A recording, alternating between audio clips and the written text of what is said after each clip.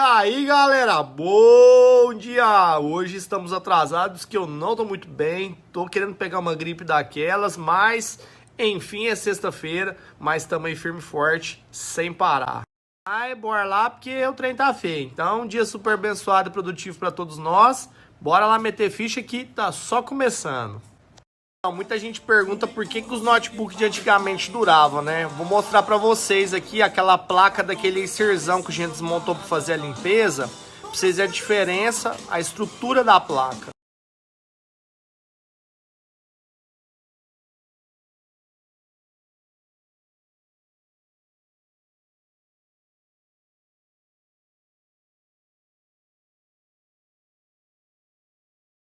Olha só a diferença, né? O cooler, a dissipação, o processador, na maioria das placas antigamente era off-board, hoje em dia é soldado na placa.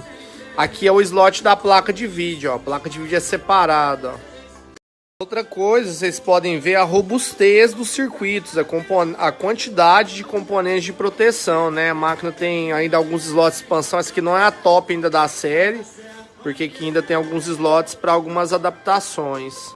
Então vocês podem ver a estrutura de uma placa antiga, né? E a diferença para essas placas de hoje em dia, até pelo tamanho. Vou pegar a placa de um Acer dos modelos novos para vocês verem a diferença que é hoje em dia. Aí galera, precisa ver a diferença, né? Essa aqui é a plaquinha dos notebook novos. Vocês podem ver que ela tem bem menos proteção nos circuitos. O processador e a placa de vídeo normalmente já tá vindo num chipset só pregado na placa. E muito diferente das antigas. O problema desses notebooks mais modernos é que você tem muita potência no encapsulamento bem menor. Isso gera muito calor e acaba gerando mais desgaste, ao contrário das máquinas mais antigas, que você tinha um processador off-board e uma robustez maior. Então, antigamente, deu pau no processador, era mais fácil você trocar, mais barato, mais acessível. A placa de vídeo aqui no caso desse Acer, como é uma máquina mais top, você podia até fazer um upgrade por uma placa mais moderna, né, que ela vem como se fosse um card. Alguns top de linha mantém essa questão do off-board, né? Para quem não sabe, off é igual o processador, por exemplo, ele é de socket, então você tem condição de trocar ele facilmente. Quanto é on-board, ele é soldado na placa, você precisa de ferramentas específicas para tirar. Então, on-board é soldado na placa, né? O chip tá lá pregadinho, ó, tá vendo? E aqui é um processador off-board. Eu posso vir aqui soltar essa travinha e trocar o processador. Aqui eu preciso ter uma máquina específica para tirar esse chip. De uma maneira geral, tudo que é off-board tem uma robustez melhor. Mas por que hoje em dia é tudo on-board, Flávio? Por causa de custo, né? É muito mais barato para a empresa já meter lá a placa dentro da máquina e soldar tudo do que ela fazer componente off. Para os fabricantes, o onboard é a coisa mais prática do mundo, que a placa já sai praticamente pronta, você mete memória, dissipador, monta e já era. Já numa placa off não, você tem que colocar todos os componentes, então tem uma demanda maior por mão de obra. E esse LGzinho dos mais top da galáxia aqui também, galera, é um Intelzinho. Ele tinha levado outra assistência, foi condenado, os caras deu uma enrolada do caralho lá, inventou 1 milhão de problemas.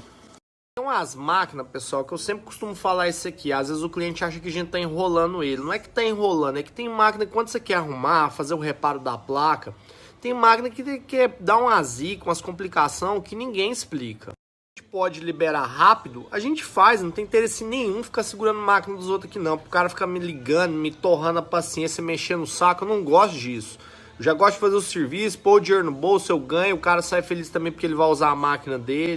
E para concluir aqui do LG, foi um reparo na parte da alimentação ali da entrada, que queimou alguns componentezinhos, coisas simples, mas a máquina estava muito zoada, precisava de uma limpezona geral e um carregador novo, que lá na outra assistência sumiram com o carregador da cliente. Esse outro notebookzinho aqui é um CCE, mesma história, da mesma cliente, ela levou nessa mesma assistência e eles devolveram um notebook todo quebrado para ela, estava todo zoado, e esse notebook ligava e desligava.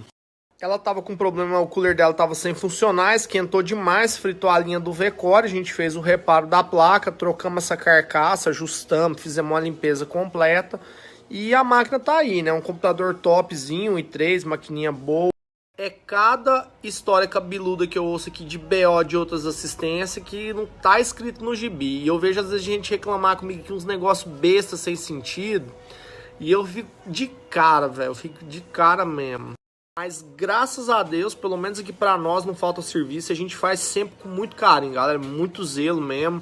Tem coisa que dá pepino, não vou falar pra vocês que não tem não. Tem uns pepinos, tem umas máquinas aqui que embucha, dá zica.